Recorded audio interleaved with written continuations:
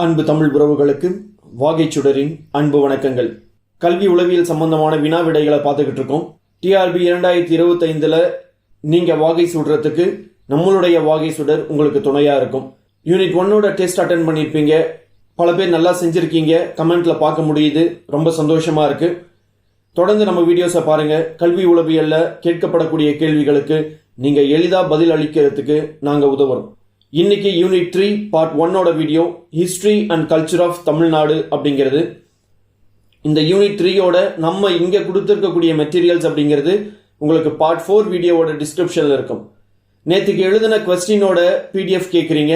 அந்த பிடிஎஃப் அப்படிங்கிறது நம்மளுடைய வாட்ஸ்அப் சேனல்ல போடுறதா நம்ம ஏற்கனவே சொல்லியிருந்தோம். அதனால வாட்ஸ்அப் சேனல்ல இணையாதவங்க வாட்ஸ்அப் சேனல்ல இணைஞ்சு அந்த கொஸ்டின்ஸை எடுத்துக்கோங்க. அண்ட் நம்ம சேனலுக்கு புதுசாக வந்திருந்தீங்கன்னா சப்ஸ்கிரைப் பண்ணிட்டு உங்க ஃப்ரெண்ட்ஸோட ஷேர் பண்ணிக்கோங்க. இந்த வீடியோக்கு ஒரு லைக் கொடுத்து ஹைப் கொடுங்க. வாங்க வீடியோக்குள்ள போகலாம். இன்னைக்கான 25 கேள்விகள் என்னென்ன அப்படிங்கிறத தெரிஞ்சுக்கலாம்.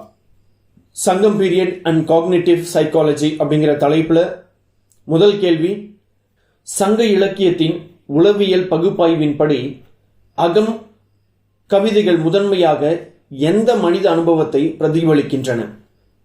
உள் உணர்ச்சி மற்றும் உளவியல் நிலைகள். According to the psychological analysis of Sangam literature, the Agam poems primarily represent which aspect of human experience? Internal, emotional and psychological states. இரண்டாவது கேள்வி, சங்க நூலான தொல்காப்பியம் 8 வகையான உணர்ச்சிகளை விவரிக்கிறது. இந்த வகைப்பாடு எந்த நவீன உளவியல் கருத்துடன் ஒத்துப்போகிறது? அடிப்படை உணர்ச்சி கோட்பாடு. The Sangam text Tolkappiyam describes 8 types of emotions. This classification aligns with which modern psychological concept? Basic emotion theory. மூன்றாவது கேள்வி, சங்க இலக்கியத்தில் திணை என்ற கருத்து பின் வருவனவற்றில் எதை புரிந்து கொள்ள ஒரு கட்டமைப்பாக செயல்படுகிறது? சுற்றுச்சூழல் உளவியல் மற்றும் அதன் நடத்தை மீதான தாக்கம்.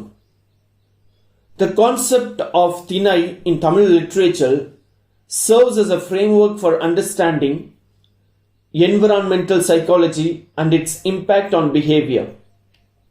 நான்காவது கேள்வி, சங்க கவிதைகளில் உரிபொருள் என்ற உளவியல் கருத்து எதை குறிக்கிறது? பொருத்தமான உணர்வுகள் மற்றும் நடத்தை முறைகள். In Sangam poetry, the psychological concept of Uripurul refers to appropriate feelings and behavior patterns. ஐந்தாவது கேள்வி, சங்க இலக்கியத்தின் 5 வகை நிலப்பரப்பு வகைப்பாடு பின் வருவனவற்றில் எந்த ஒரு ஆரம்ப புரிதலை வெளிப்படுத்துகிறது? சுற்றுச்சூழல் உளவியல் மற்றும் மனநிலை ஒழுங்குபடுத்துதல். The Sangam period's classification of landscapes into 5 categories demonstrates early understanding of environmental psychology and mood regulation. அடுத்த தலைப்பு, Dravidian movement and social psychology. ஆறாவது கேள்வி, திராவிட இயக்கத்தின் அவமதிப்பிற்கு மேல் கண்ணியம் என்ற முக்கியத்துவம் எந்த உளவியல் கோட்பாட்டை பிரதிபலிக்கிறது? சுயமரியாதை பாதுகாப்பு மற்றும் அடையாள உருவாக்கம். The Dravidian movement's emphasis on dignity over humiliation represents which psychological principle? Self-esteem preservation and identity formation. ஏழாவது கேள்வி, பெரியார் ஈவே ராமசாமியின் சுயமரியாதை இயக்கம் சமூக மாற்றத்திற்கு எந்த உளவியல் அணுகுமுறையை பயன்படுத்தியது? குழு உளவியல். பெரியார் ஈவி ராமசாமி's self-respect movement utilized which psychological approach to social change? Group psychology. எட்டாவது கேள்வி, திராவிட இயக்கத்தின் பலமுனை கலாச்சார தலையீடுகளின் பயன்பாடு பின் வருவனவற்றில் எதை பற்றிய புரிதலை வெளிப்படுத்துகிறது? சமூக வலைப்பின்னல் கோட்பாடு மற்றும் புரிந்து கொள்ளுதல் உளவியல். The Dravidian movement's use of multinodal cultural interventions demonstrates understanding of social network theory and persuasion psychology. ஒன்பதாவது கேள்வி, நீதி கட்சியின் இடஒதுக்கீடு கொள்கையின் அறிமுகம் உளவியல் ரீதியாக எதனால் தூண்டப்பட்டது? சமூக அடையாள கோட்பாடு மற்றும் உள்குழு மேம்பாடு. The Justice Party's introduction of reservation policies was psychologically motivated by social identity theory and in group empowerment.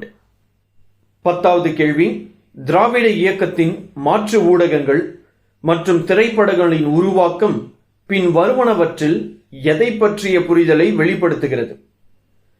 வெகுஜன மக்களின் தகவல் தொடர்பு உளவியல் மற்றும் சமூக தாக்கம். The Dravidian movement's creation of alternative media and cinema reflects understanding of mass communication psychology and social influence. அடுத்த தலைப்பு, educational psychology in social movements. தமிழ்நாட்டில் ஜாதி அடிப்படையிலான பாகுபாட்டிற்கு எதிரான பதில் பின் வருவனவற்றில் எந்த பண்புகளை வெளிப்படுத்துகிறது? வரலாற்று அதிர்ச்சி மற்றும் கூட்டு மீள்திறன் உளவியல். The response to caste-based discrimination in Tamil Nadu shows characteristics of historical trauma and collective resilience psychology. 12. திராவிட இயக்கம் தமிழ்நாட்டில் கல்வியை எவ்வாறு பாதித்தது? இலவச கல்வியை ஊக்குவித்து பாகுபாட்டை குறைப்பதன் மூலம். How did the Dravidian movement influence education in Tamil Nadu? By advocating for free education and reducing discrimination. 13வது கேள்வி, தமிழ்நாட்டில் 1982 தொடங்கப்பட்ட மத்திய உணவு திட்டம் MMS முதன்மையாக எதை நோக்கமாக கொண்டிருந்தது? ஊட்டச்சத்து குறைபாடு தடுப்பது. The midday meal scheme in Tamil Nadu, launched in 1982, primarily aimed to curb malnutrition. 14. தமிழ்நாட்டின் ஜாதி அமைப்பில் ஹாபிட்டஸ் என்ற உளவியல் கருத்து பின் வருவனவற்றுள் எதை குறிக்கிறது? உருவாக்கப்பட்ட கலாச்சார நடைமுறைகள் மற்றும் ஆழமான நடத்தை முறைகள். The psychological concept of habitus in Tamil Nadu's caste system refers to embodied cultural practices and unconscious behavioral patterns. 15. தமிழ்நாட்டில் எந்த சமூக இயக்கம் தாழ்த்தப்பட்ட ஜாதி குழுக்களுக்கு சீர்திருத்தங்களை கோரியது? திராவிட சமூக இயக்கங்கள். Which social movement in Tamil Nadu demanded reforms for lower caste groups? Dravidian social movements. அடுத்த தலைப்பு, state universities and educational infrastructure. 16வது கேள்வி, தமிழ்நாட்டு பல்கலைக்கழகங்களில் உளவியல் துறைகளின் நிறுவல் பின் வருவனவற்றில் எதை பற்றிய புரிதலை வெளிப்படுத்துகிறது? மனித நடத்தை புரிந்து கொள்வதற்கு அறிவியல் அணுகுமுறை. The founding of psychology departments in Tamil Nadu universities reflects understanding of scientific approach to understanding human behavior. 17. தமிழ்நாட்டில் முதலில் நிறுவப்பட்ட மாநில பல்கலைக்கழகம் எது? சென்னை பல்கலைக்கழகம். Which was the first state university established in Tamil Nadu? University of Madras.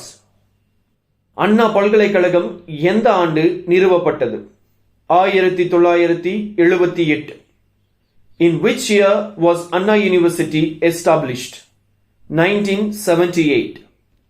19வது கேள்வி, தமிழ்நாடு திறந்த நிலை பல்கலைக்கழகம் எதற்காக நிறுவப்பட்டது? பல்வேறு மற்றும் பின்தங்கிய குழுக்களுக்கு கல்வி வழங்குவது. The Tamil Nadu Open University was established to provide education to diverse and disadvantaged groups. 20. சமீபத்திய பதிவுகளின்படி தமிழ்நாட்டில் எத்தனை மாநில பல்கலைக்கழகங்கள் உள்ளன? 22. How many state universities are there in Tamil Nadu as of recent records? 22. 2011 ஆண்டு மக்கள் தொகை கணக்கெடுப்பின்படி தமிழ்நாட்டின் எழுத்தறிவு விகிதம் என்ன? 80.33%. What is the literacy rate of Tamil Nadu as per the 2011 census? 80.33%. 22. பண்டைய தமிழ் அரசர்கள் கல்வியை எவ்வாறு பார்த்தார்கள்?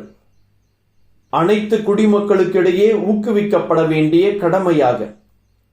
How did ancient Tamil rulers view education? As a duty to promote among all citizens. 23. பண்டைய தமிழ்நாட்டில் நூலகங்கள் முதன்மையாக எங்கு இணைக்கப்பட்டிருந்தன? சமண பள்ளிகள் மற்றும் புத்த விகாரங்கள்.